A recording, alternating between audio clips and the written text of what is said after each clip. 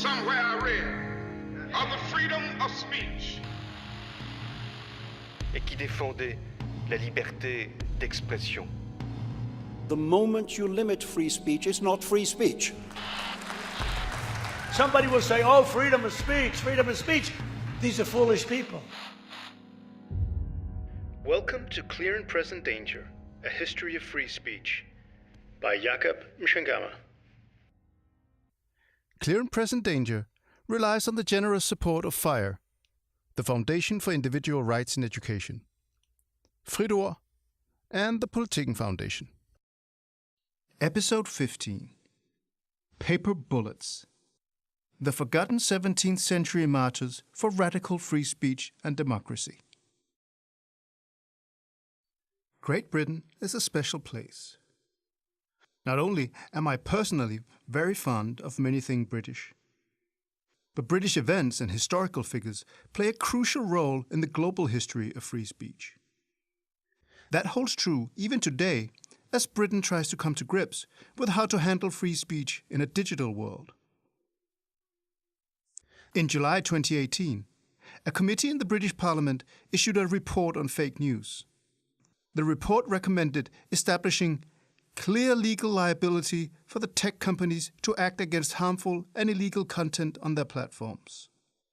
And in September, BuzzFeed News reported that the British government is already planning a new online regulator with powers to sanction social media platforms that fail to remove illegal content such as hate speech and terror propaganda. Already, more than 3,300 Britons were detained and questioned for grossly offensive comments on social media in 2016 alone, according to a 2017 article in the Times of London. That's 9 arrests a day. And earlier this year, a YouTuber was convicted for a prank video in which he jokingly taught his dog to do a Nazi salute and respond to pretty tasteless anti-Semitic tropes.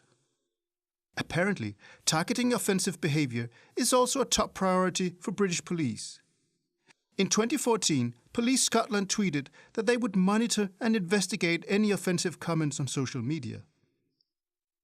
And not to be outdone by the Scots, the South Yorkshire Police recently tweeted an encouragement to report offensive or insulting comments. Add to this some pretty stringent anti-terrorist laws. In 2012, a British Muslim woman was imprisoned for a year for downloading Al-Qaeda's Inspire magazine on her mobile phone, although she was not suspected of being involved in actual terrorism. On the other hand, Britain is also home to a robust and often fierce debate. Dare I mention the word Brexit?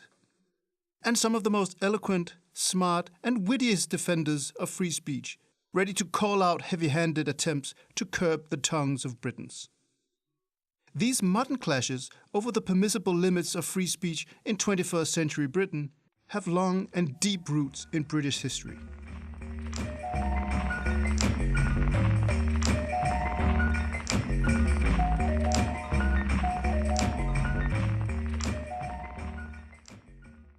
In episode 12, I had what I hope you agree was a very enlightening conversation with the brilliant Teresa Bijan, where we discussed the political philosophy of Milton, Hobbes, Locke, and Roger Williams on the topic of free speech and tolerance. We also, ever so briefly, discussed the English Civil War, or wars, the bloody context that informed how several of these writers came to think about the merits or dangers of religious tolerance and free expression.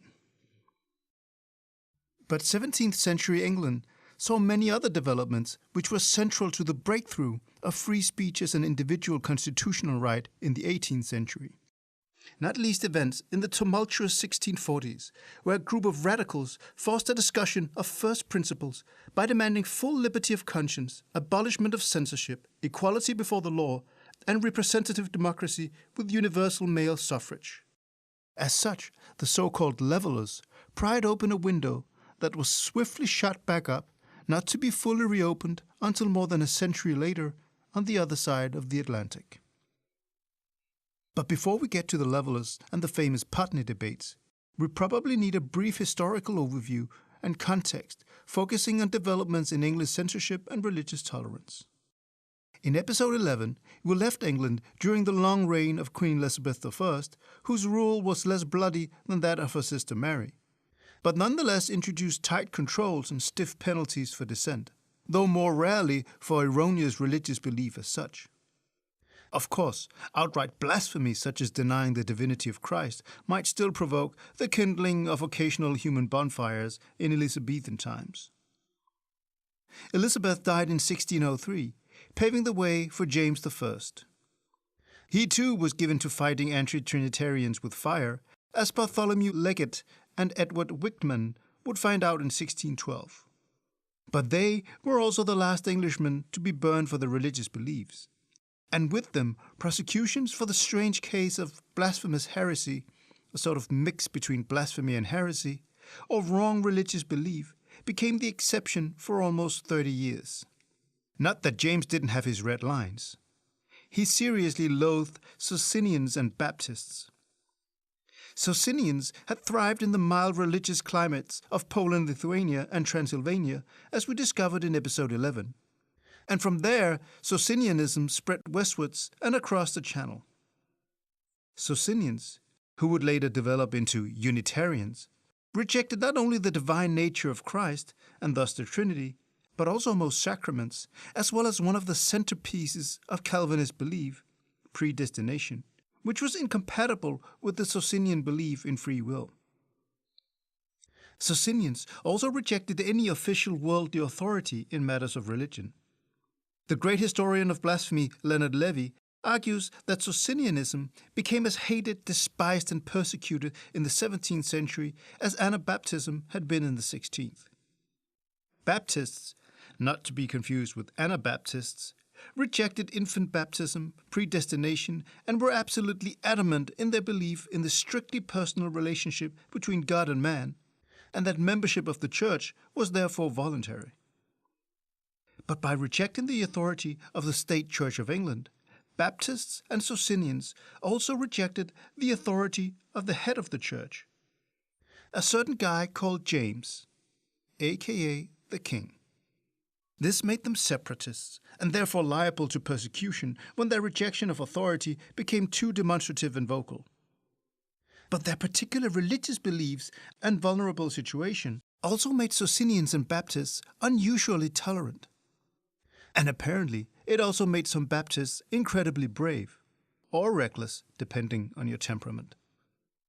In 1611, Thomas Helwys thought it a good idea to leave his exile in Holland, return to London, set up the first permanent Baptist church, and send a copy to the king of his new book with the following dedication.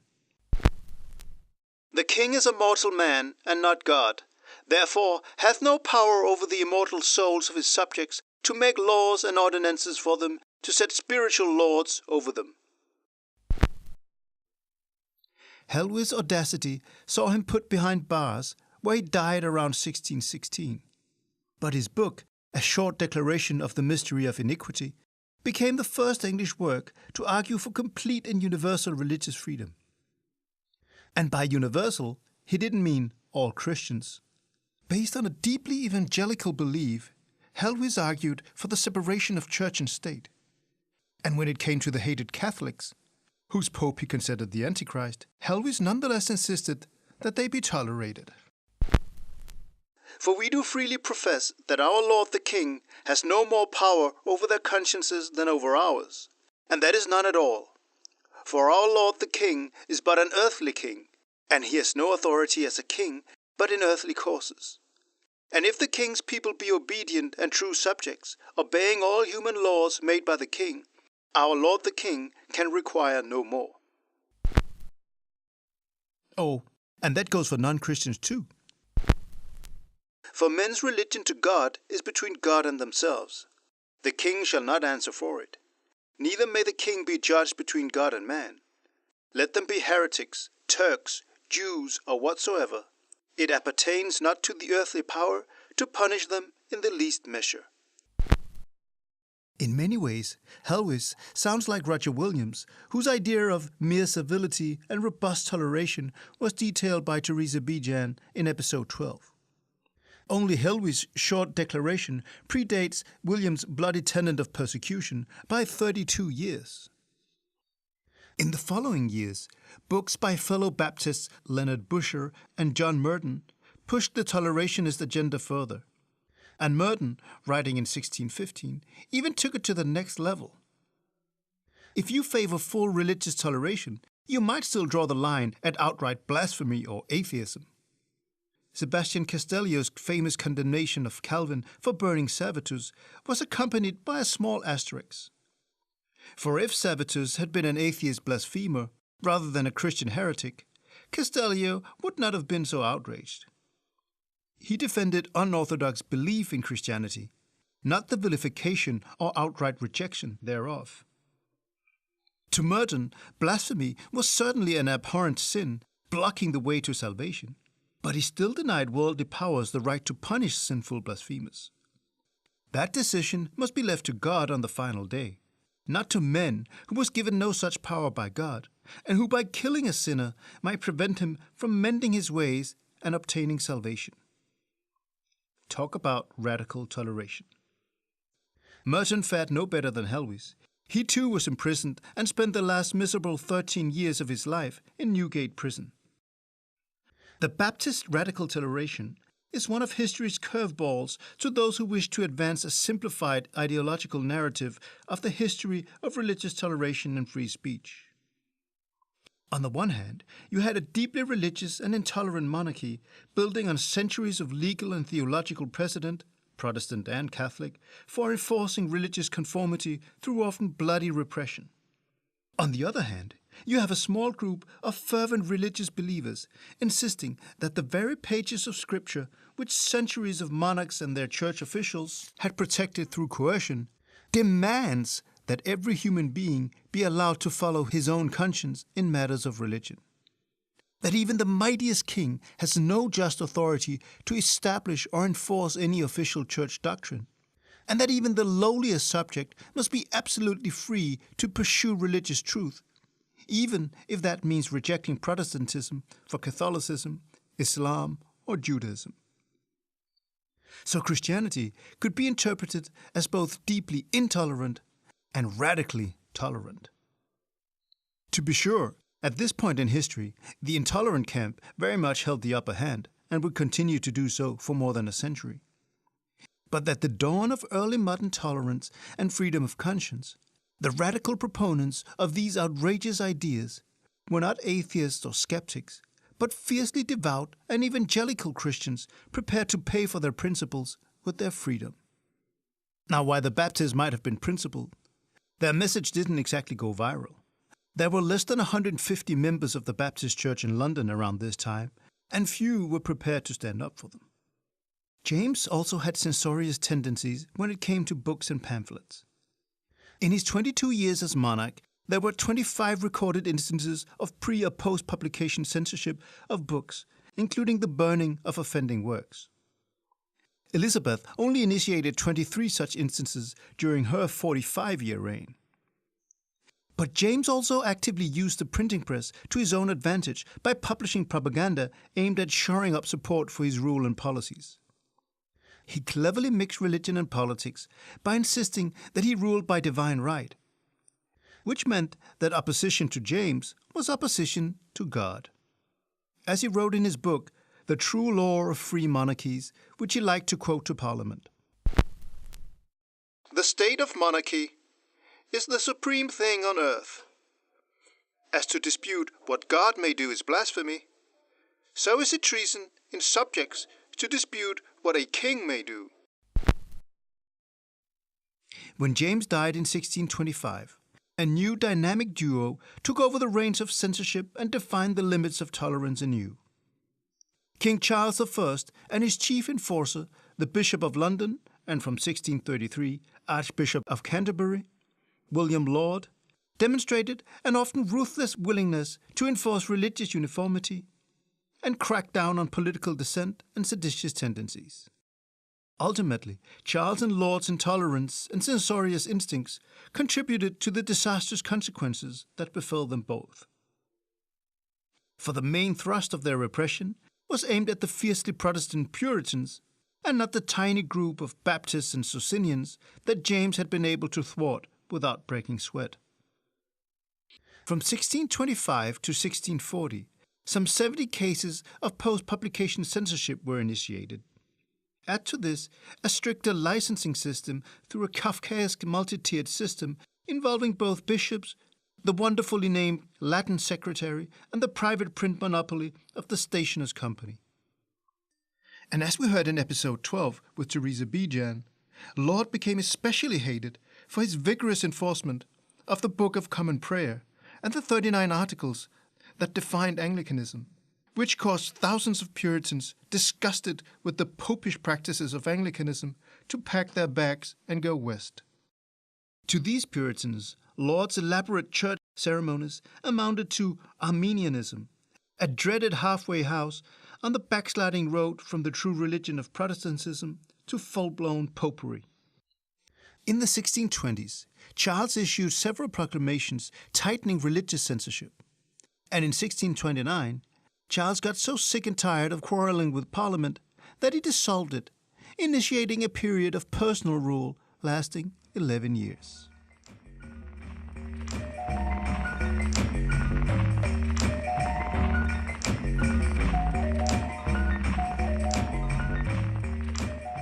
In the 1630s, the infamous Court of Star Chamber, along with the High Commission Court, gained its notoriety and became a term almost as loaded as that of the Inquisition. In 1633, the Puritan William Prynne was arrested for his book Histriomastix, which had in fact been licensed prior to publication. In Histriomastix, Prynne pretended to attack theatrical plays, but it took little imagination to realize that he was in fact taking aim at both Charles, his Catholic Queen Henrietta Maria, as well as Bishop Laud. Prynne, among other things, wrote of women actors notorious whores, and that those participating in plays were worthy of God's severest judgments, which was pretty unfortunate, given that the Queen herself acted in plays and that Charles was fond of attending the theatre. Prynne also seemed to compare Charles with the depraved Roman Emperor Nero, infamous for persecuting Christians, and as infected by popery by his queen. In 1634, Prynne was found guilty of seditious libel and sentenced to have his books burned by the hangman, imprisonment, the pillory, and to have his ears cropped. But Prynne would live on to cause even more serious problems for Charles and Laud, as well as for those who, unlike Prynne himself, were willing to defend the rights of those with whom they disagreed.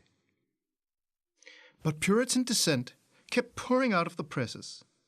So in 1637, the Attorney General issued a Star Chamber decree prohibiting the print, import, or sale of any seditious, schismatical, or offensive books or pamphlets.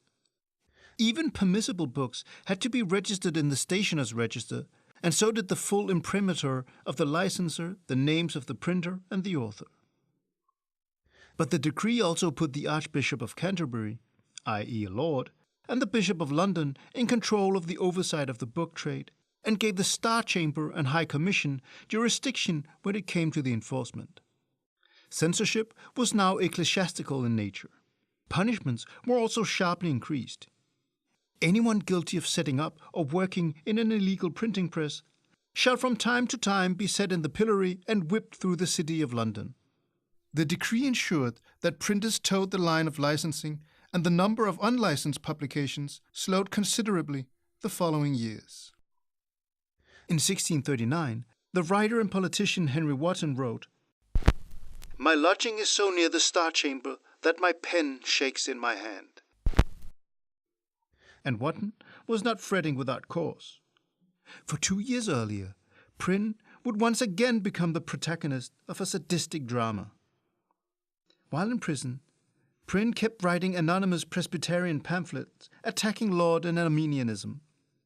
And in March 1637, he was once again put on trial along with Henry Burton and John Bostwick.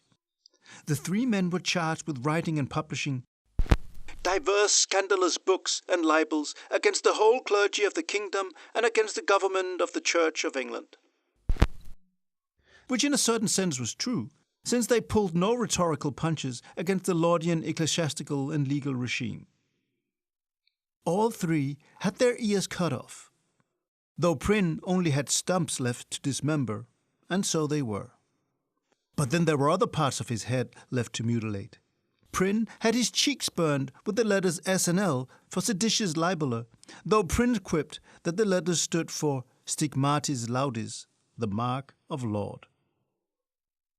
But far from being broken, Prynne, Bastwick and Burton were galvanized by their public punishment, which turned them into martyrs, who were cheered by the crowds as they were pilloried and then shipped off to remote prison cells.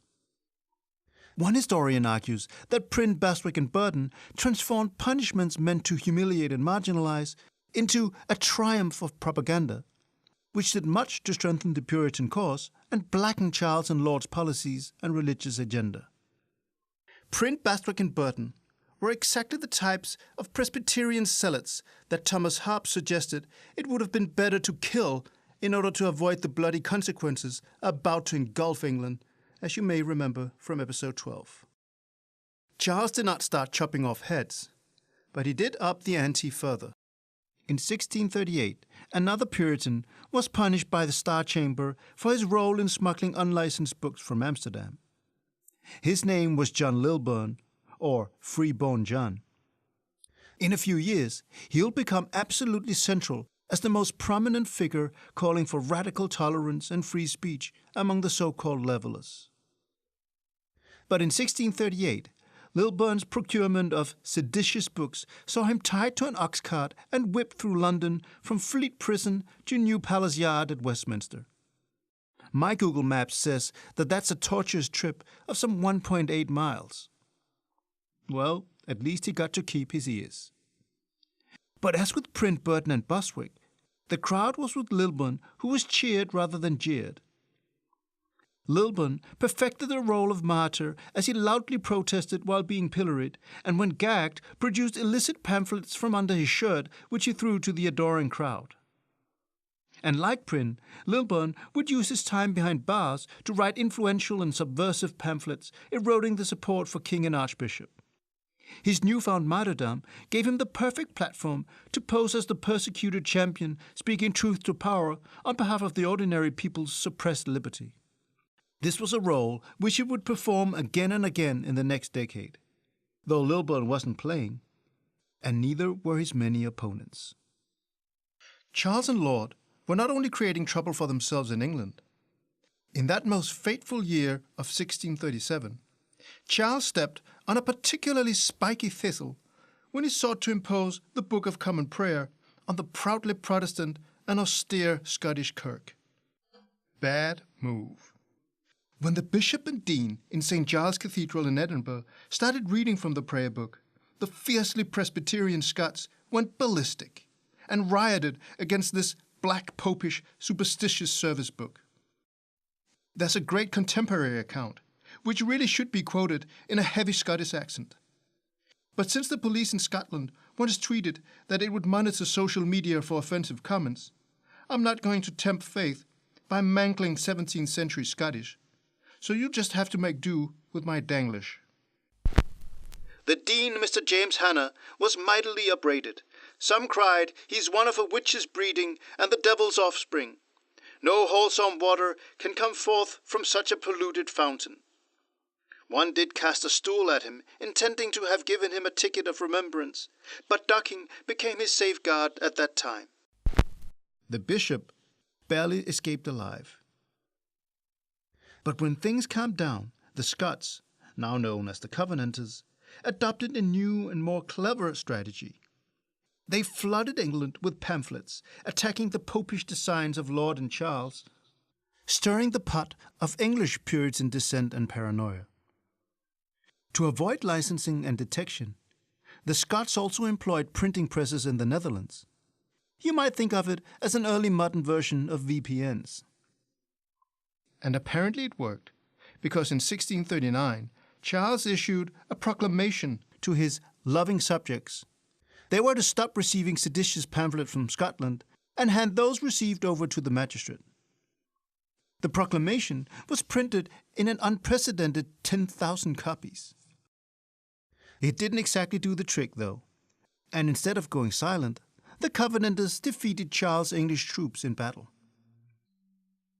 This is the point in time where someone might have told Charles, listen, we've tried with strict censorship, we've stiffened penalties, tortured Puritans, and gone to war with the Scots. It doesn't work. Maybe we should try a different tactic? But Charles was politically tone-deaf. After all, he ruled by divine right. And so instead of smoothing things out, he took it up a notch further on the repression scale. So in March 1640, Charles issued a second proclamation against Scottish books and pamphlets, which gave anyone in possession of such illegal material 10 days to hand it over to a magistrate or incur the uttermost of punishment and penalties. Needless to say, the propaganda continued. After a brief and humiliating standoff with the so-called Short Parliament, and an even more humiliating second defeat by the Scots, Charles decided to call what is known to history as the Long Parliament. But the MPs were more interested in dismantling the pillars of Charles' personal rule than imposing odious religious policies on the Scots. In 1641, Parliament abolished the Star Chamber, High Commission, and the pre-publication licensing system. And Parliament also released Puritan prisoners of conscience like Prynne and Loeben. But what prompted this move was not a principled commitment to free speech and liberty of conscience.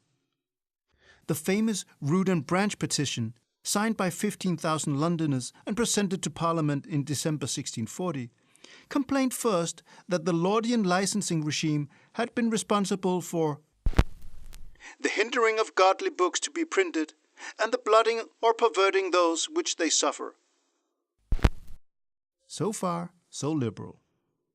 But then in the very next paragraph, the petition held the ecclesiastical censorship regime accountable for the publishing and venting of popish, Arminian, and other dangerous books and tenets. In other words, the problem wasn't censorship as such. It was that Charles and Laud had been censoring the wrong kind of books. This also formed part of the charges against Laud, whom Parliament had arrested for treason and who was beheaded in 1645. Though Parliament was hardly made up by civil libertarians, the abolishment of censorship saw a huge increase in publications. In 1641, 2,177 titles were catalogued, more than at any previous point in English history. And the following year would see a whopping 4,188 titles, which would not be exceeded until the 18th century. And in 1641, 900 petitions against Church of England ministers appeared by disgruntled citizens unhappy with the liturgy and service of these Laudian tools. The reason that the number of publications in 1643 didn't top 1642 was that Parliament reintroduced licensing, taking aim at books that were false, forged, scandalous, seditious, and to the great defamation of religion and government. And concerned with what we might today call fake news, disinformation, and propaganda, Parliament forbade the publication of orders and speeches of either of the Houses of Parliament without prior approval. So publishing a speech from an MP held in Parliament was now a crime. The monopoly of the Stationers' Company was back in business, now serving Parliament rather than the King and Lord. It was this reintroduction of licensing in 1643 that prompted John Milton to write Areopagitica, as we discussed in episode 12.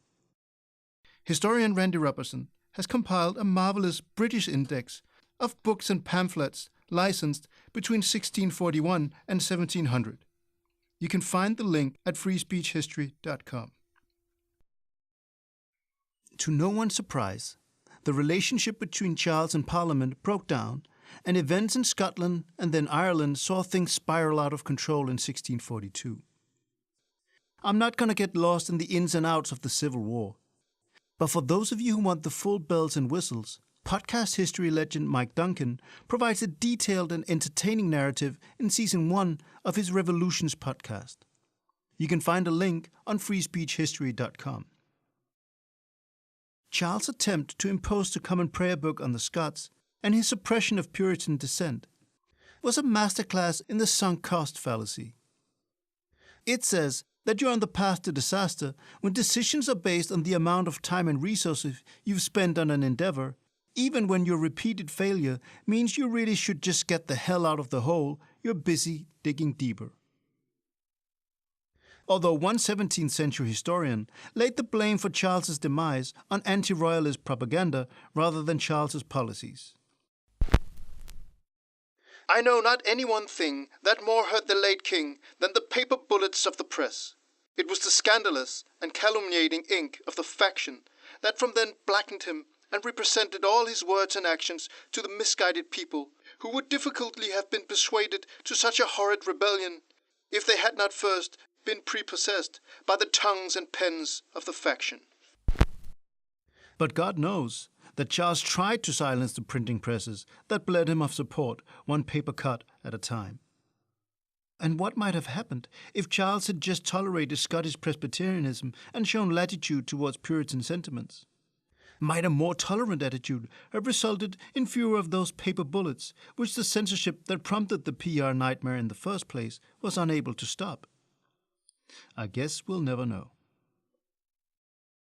In 1646, Charles surrendered to Parliament after being crushed by its new model army led by brilliant commanders Oliver Cromwell and Thomas Fairfax. And this is where things get interesting from our point of view, because now a political and religious settlement had to be reached. And despite its victory over the king, the parliamentarian side was divided. In terms of religious policy, you had the Presbyterians who were Calvinist hardliners and independents who were in favor of varying degrees of religious tolerance. And then you had a loose group of people who were not only in favor of radical tolerance, as had been the Baptists, the abolishment of licensing, equality before the law, but also representative democracy based on full male suffrage. Their opponents called them the Levelers. Like Puritan, it was a smear, meant to suggest that they not only believed in equality before the law, but also equality of outcomes to the detriment of private property. It's important to stress that the Levelers were not an organized and unified party with a fully coherent ideology and set of beliefs. But they did wield some influence both among MPs, especially independents, ordinary citizens, and in the new model army. The most prominent Leveler leaders were John Loeben, the guy who was whipped through the streets of London in 1638, Richard Overton, and William Walwyn. Between them, they published almost 250 pamphlets from 1645 to 1649. Often they had to write from prison when their criticism became too radical. One of the recurrent themes of the pamphlets was liberty of conscience and stripping the magistrate of temporal powers, especially coercive ones, over religious affairs. And crucially, the Levelers used the language of individual and natural rights.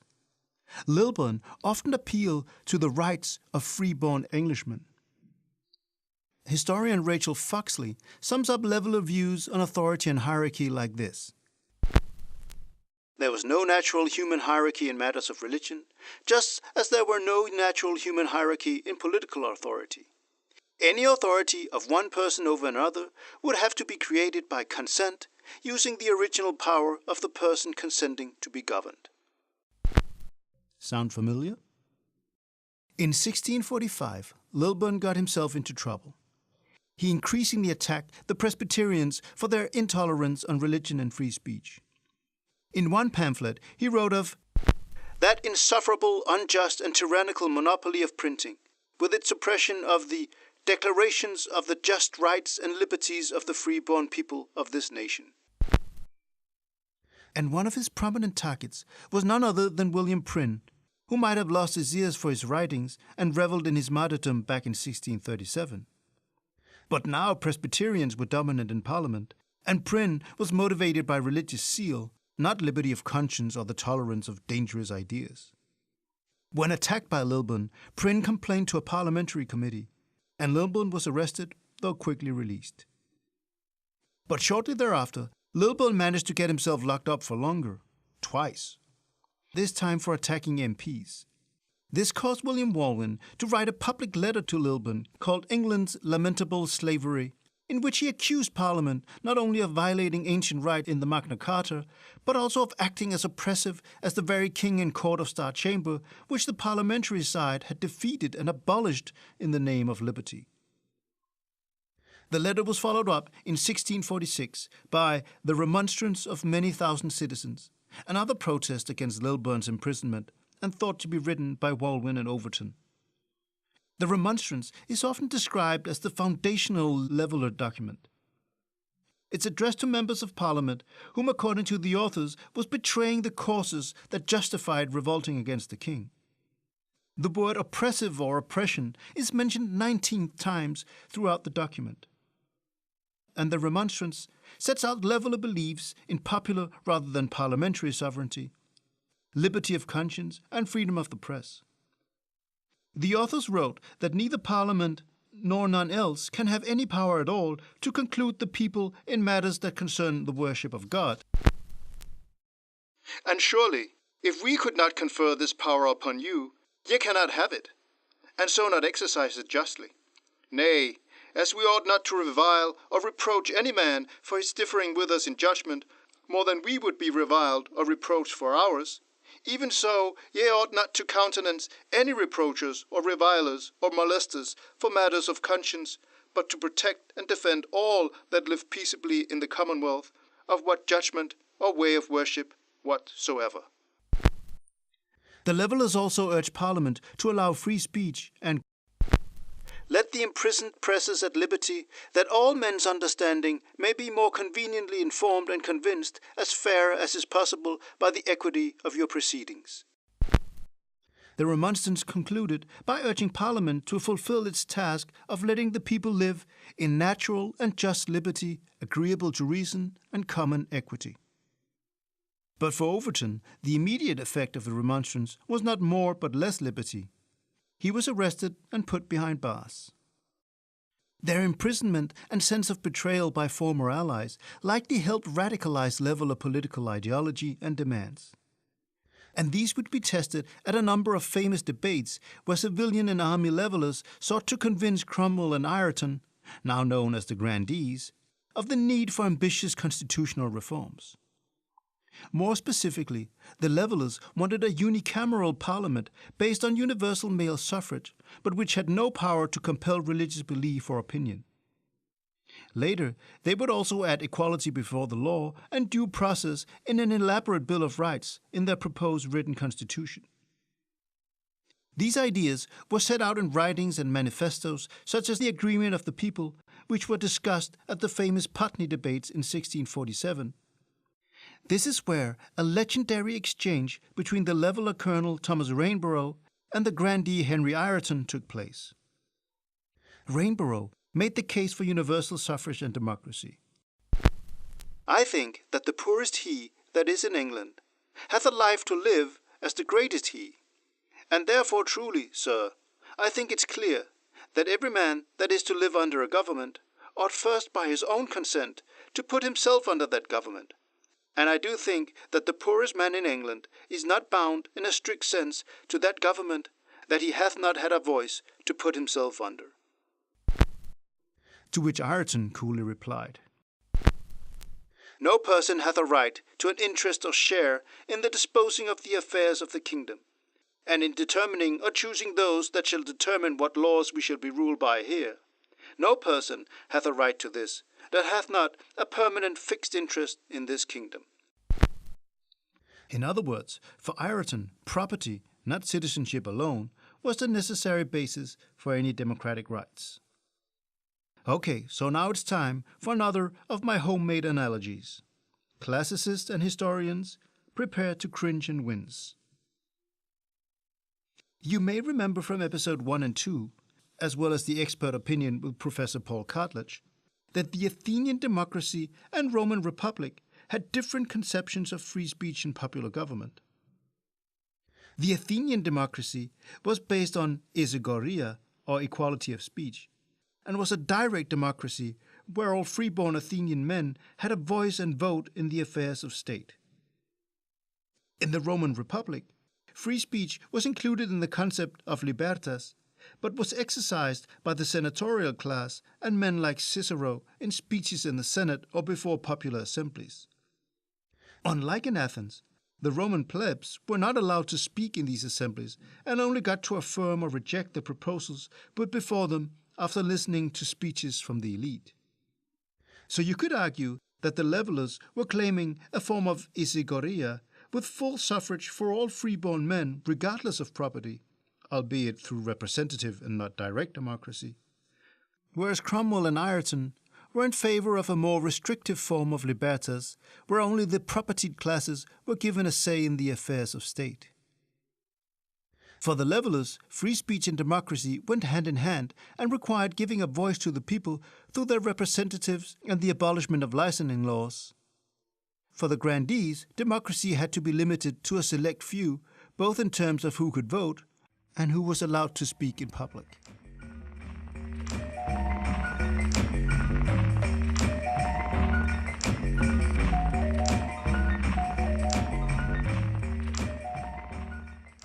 Precisely where the levelers drew the red line when it came to free speech and tolerance is a bit difficult to say. They were not of one mind and were not entirely consistent. In the humble petition of 1649, when under severe attack, the levelers complained that censorship had always introduced tyranny, men's mouths being to be kept from making noise while they are robbed of their liberties. So was it in the late prerogative times before this Parliament, while upon pretence of care of the public, licenses were set over the press. Truth was suppressed, the people thereby kept ignorant, and fitted only to serve the unjust ends of tyrants and oppressors. And so, even the least restraint upon the press must be removed, since the people cannot enjoy liberty if stopped from speaking, writing, printing, and publishing their minds freely. Another leveler pamphlet used a very modern fight bad speech with more speech, not censorship argument. In case any abuse their authority by scandalous pamphlets, they will never want able advocates to vindicate their innocency, and therefore to refer all books and pamphlets to the judgment, discretion, or affection of licensers, or put the least restraint upon the press, seems altogether inconsistent with the good of the Commonwealth, and expressly opposite and dangerous to the liberties of the people. This sounds like a rejection not only of licensing, but also of subsequent restrictions on free speech. We even find levelers explicitly arguing for the importance of being principled for the preservation of liberty. Wrote Walwyn. I wish you would be but as careful to preserve entirely the due and formal course of law to every man, without exception, friend or foe, as we have been. And though at present you may please yourselves with the sufferings of your adversaries, as you fancy them, yet you do therein but tread down your own hedges, and pluck up that bank that lets in the sea of will and power, overwhelming your own liberties. Loeben warned, what is done to anyone may be done to everyone. And when leveler petitions were suppressed and petitioners imprisoned, a leveler argued that petitioning could not be a crime, for no man knows what is sedition. As we'll see in a later episode, this was a position too radical even for many American founding fathers who saw seditious libel as beyond the pale. Just ask John Adams. But in the second agreement of the people, the levelers nonetheless opened the door for excluding faithful Catholics from holding office, and Loeben seemed to accept licensing of royalist books and pamphlets that tended to the ruin of the kingdom. Walwyn was the most principled of the levelers on free speech, but in his early writings he drew the line at words scandalous or dangerous to the state, whatever that means. Though surely it's more fair to judge Walwyn on his later rather than his earlier writings. Despite these small blemishes on their record, it's safe to say that on our journey from antiquity until the 17th century, no one have advocated a more expansive and principled conception of free speech than the levelers.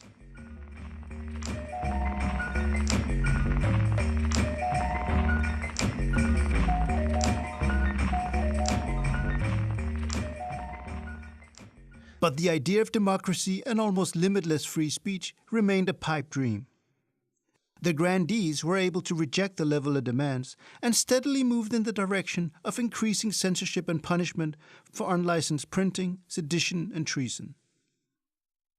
And in 1648, Parliament enacted an ordinance which spends 341 words on defining the offence of blasphemy to fit Socinianism, which was punishable with prison or death in case of obstinacy.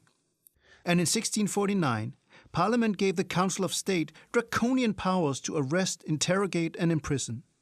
The new standing army would play a central role as a tool for Parliament, and in 1649 it was given powers to enforce licensing laws, which included destroying illicit printing presses and the flogging of those who sold unlicensed pamphlets. Naturally, the levelers protested vehemently. In England's new chains discovered, they accused Parliament for the stopping of our mouths from printing, and for dealing with us as the bishops of old did with the honest Puritan. Running out of patience, Parliament had Walwyn, Overton, Lilburn, and fellow leveller Thomas Price arrested for treason in 1649. And while the levelers wrote a third and final version of the Agreeing of the People from prison, they were effectively finished as a political movement of any influence. In one last public triumph, Lilburn was acquitted for treason in a jury trial, but he nonetheless died in prison in 1657. After the elimination of the levelers as a political force, the case for democracy, radical tolerance, and free speech was in decline. England became a more centralized state in the so-called interregnum years following the execution of Charles in 1649 and the abolishment of monarchy. And with a standing army, Cromwell had a perfect instrument to enforce the censorship regime in place, as soldiers could search and destroy seditious pamphlets and books. The illiberal development is perhaps best illustrated by one of the great ironies of the history of free speech. John Milton, the scourge of licensers, became a licenser himself. And even though he seems to have been fired for having licensed an offensive Socinian work, it must have required much swallowing of pride for Milton to carry out the very job which he only 5 years earlier had condemned as a popish monstrosity. Milton would also praise the enactment of an additional blasphemy ban in 1650 and vehemently attack the idea of tolerating Catholics in the following decades. So it's surely one of the great injustices of the history of free speech that John Milton, for all his contribution and eloquence, should be remembered as the great 17th century champion of free speech, while most people scratch their heads and go, "Who?" when you mention the names of Lilburn, Overton, and Walwyn. After the restoration of the monarchy in 1660, Parliament introduced the Licensing Act of 1662, which almost rolled back the clock to 1637, and the Star Chamber Decree. It was aimed at any heretical, seditious, schismatical, or offensive books or pamphlets wherein any doctrine or opinion shall be asserted or maintained which is contrary to the Christian faith or the doctrine or discipline of the Church of England, or which would be to the scandal of religion, or the Church, or the government or governors of the Church, state, or commonwealth, or of any corporation or particular person or persons whatsoever. Only this time, oversight was in the hands of the Secretary of State rather than the Archbishop of Canterbury. But the chief enforcer was surveyor of the imprimery and licenser of the press, the notorious Roger Lestrange, who would become perhaps the most effective and notorious licenser in English history. In 1664, Lestrange boasted that he had seized 31,000 unlicensed pamphlets from booksellers. And in 1670, he estimated the number of different seditious titles he had discovered and suppressed since assuming office to exceed 600. Lestrange was also instrumental in the treason trial against John Twyn, who was hanged, drawn, and quartered for printing a pamphlet considered rebellious, a marked and brutal expansion of the crime of high treason to cover mere words, not unlike the invention of the crime of literary treason under the first Roman emperors Augustus and Tiberius, as you may remember from episode 2.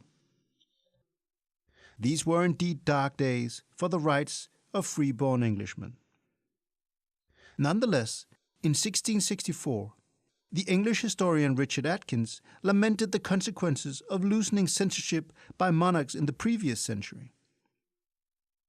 Despite licensing laws, the flood of writings from printing presses had filled the kingdom with so many books and the brains of the people with so many opinions that these paper pellets became as dangerous as bullets.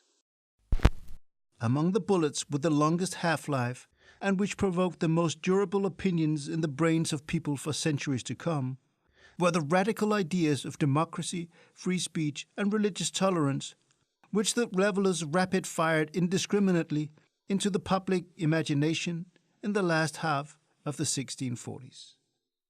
And while the paper bullets fired by the levelers were unable to pierce the armor of censorship and privilege, they still made dents that could be exploited to devastating effects by later generations of radicals for free speech and democracy.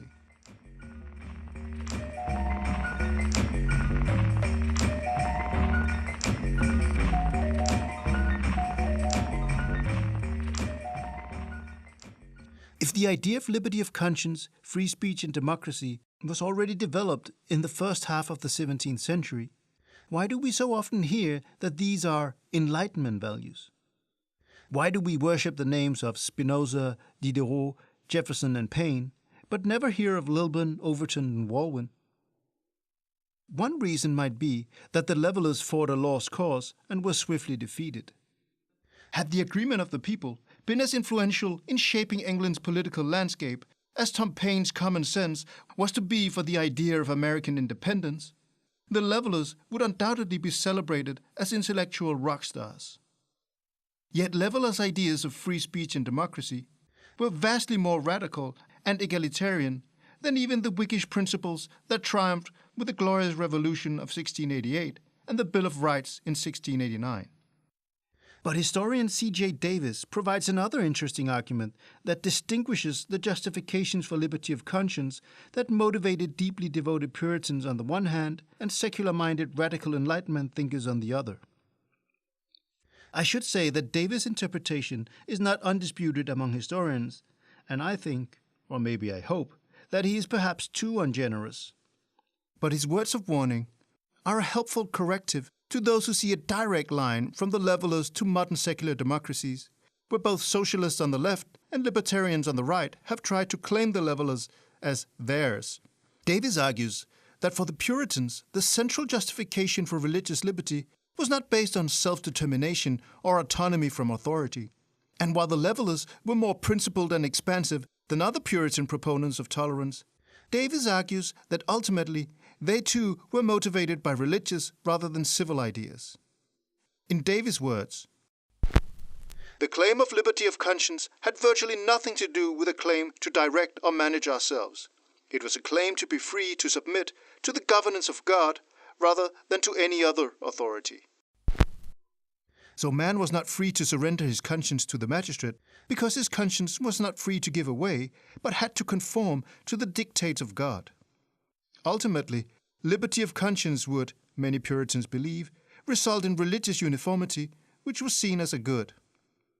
If Davis is right, then we can more clearly differentiate the levelers from someone like, say, Spinoza, Paine, and radical philosophers like Diderot, for whom free speech was about self-liberation and a natural consequence of their rejection of the authority of religion, church, and state over the minds of men, and their commitment to laws based on secular rather than religious principles. The ideas of these Enlightenment thinkers gained much more traction as part of the Enlightenment's contestation of the authority of churches and kings in 18th century Europe and America than did the levelers' short-lived and ill-fated plea for radical toleration and liberty of conscience in 17th century England. And in our secular age, it's perhaps also easier for many to identify with the more radical Enlightenment's secular and universal justifications of free speech than ones depending on devout and specific theological interpretations that few in the 21st century are prepared to accept and follow. But this does not mean that we should neglect the historical significance of the levelers. Even if their justifications for free speech might have been more narrow than those necessary for broad acceptance in modern diverse and secular democracies. Leveler language and principles are still capable of stirring the modern imagination. On paper, they sound almost identical with democratic principles such as developed in the Bill of Rights to the US Constitution, and can easily be adapted to more inclusive models of free speech than those which Loeben and his allies might have had in mind themselves. And to me, the leveler justifications for free speech seem impossible to separate from their commitment to popular sovereignty and human equality. That's sufficiently secular and modern for me. And I hope that modern Britons will look more to the levelers than William Laud or Roger Lestrange when determining the limits of free speech in the 21st century. Thank you very much for listening. Today's episode was edited by Søren Stahøj. If you liked the podcast, or if you were offended, please let us know and leave a review on iTunes and share on social media.